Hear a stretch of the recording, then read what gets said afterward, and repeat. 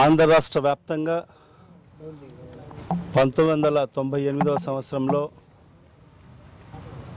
National academy of construction నాక్ అనే నామకరణంతో labours కంతా కూడా కన్స్ట్రక్షన్ ఫీల్డ్లో వాళ్ళకందరికీ కూడా ట్రైనింగ్ ఇవ్వాలనే ఒక మంచి ఉద్దేశంతో అప్పటి ప్రభుత్వాలు ఈ ప్రోగ్రామ్ని ప్రారంభించడం జరిగింది.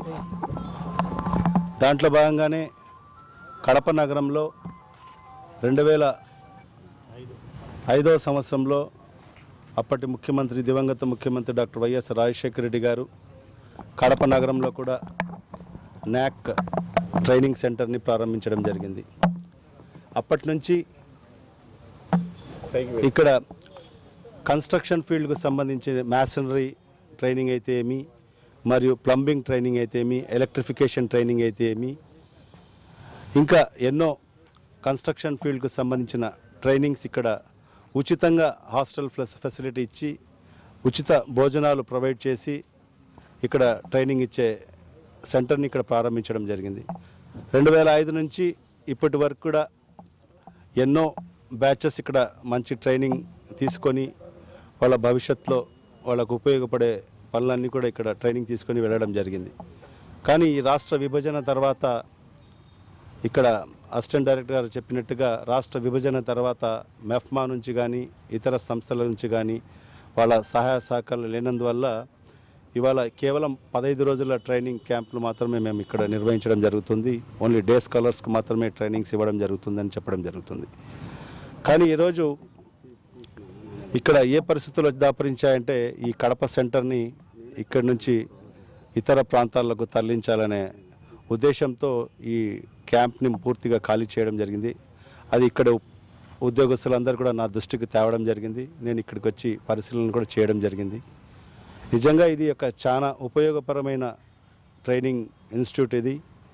ఎందుకంటే పేద బడుగు బలహీన వర్గాలు ఈరోజు మ్యాసనరీ వర్క్లు అయితేమి, ప్లంబింగ్ వర్క్లు అయితేమి, ఎలక్ట్రిఫికేషన్ వర్క్లు అయితేమి ఈరోజు ట్రైనింగ్ తీసుకొని వాళ్ళు సర్టిఫికేషన్ తీసుకుంటే వాళ్ళకు గల్ఫ్ దేశాలకు కానీ ఇతర దేశాలకు వెళ్ళేదానికి వాళ్ళకు ఉపయోగపడుతుంది. కాబట్టి ఖచ్చితంగా ఈ ట్రైనింగ్ సెంటర్ని కడపలోనే కొనసాగించాలని కూడా ఈరోజు డిమాండ్ చేస్తూ ఆర్డీ గారితో కూడా మాట్లాడడం జరిగింది.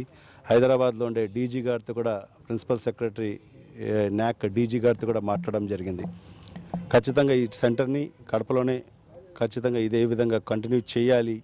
ఎందుకంటే ఈ ట్రైనింగ్ సెంటర్ యొక్క ల్యాప్సెస్ ఏంటంటే గతంలో నుంచి కూడా ఈ ట్రైనింగ్ సెంటర్ ద్వారా ఎలాంటి అవేర్నెస్ ప్రోగ్రామ్స్ కూడా ఎక్కడ చేయని పరిస్థితులు మనం చూస్తున్నాం ఇక్కడ. ఖచ్చితంగా ఎందుకంటే పేద బడుగు బలహీన వర్గాలందరూ కూడా వాళ్ళకి అన్ఎడ్యుకేటెడ్ ఉంటారు. కాబట్టి వాళ్ళలో మనం అవేర్నెస్ తీసుకువెళ్ళాలి. అక్కడికి వెళ్ళి మనం ఏదైనా క్యాంప్స్ పెట్టి ఇలాంటి ట్రైనింగ్ ప్రోగ్రామ్స్ మేము ప్రభుత్వం తరఫు నుంచి చేస్తున్నాము, మీకు ఫ్రీ అకామిడేషన్ ఇస్తూ, మీకు ఫ్రీ ఫుడ్ ఇస్తూ ఇలాంటి ట్రైనింగ్స్ ఇస్తున్నామంటే ఖచ్చితంగా పేద ప్రజలందరూ కూడా ఈ ట్రైనింగ్ సెంటర్లో వచ్చి వాళ్ళు ట్రైనింగ్ తీసుకునే పరిస్థితులు ఉన్నాయి. ఖచ్చితంగా ఈరోజు అసిస్టెంట్ డైరెక్టర్ గారికి కూడా ఆదేశాలు ఇవ్వడం జరిగింది, మరియు ఆర్డీ గారికి కూడా ఆదేశాలు ఇవ్వడం జరిగింది.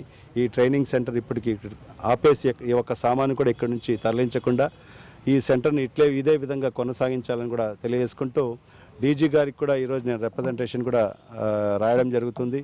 ఖచ్చితంగా ఈ సెంటర్ని ఇక్కడే కొనసాగించాలి, ఇక్కడ ఉండే ఉద్యోగస్తులను ఇక్కడే ఉండి ఈ ట్రైనింగ్ సెంటర్ని బాగా మంచిగా నడపాలి. ఖచ్చితంగా భవిష్యత్తులో అవసరమైతే మా సహకారాలు కూడా తీసుకోవాలని కూడా అసిస్టెంట్ డైరెక్టర్ గారికి తెలియడం జరిగింది.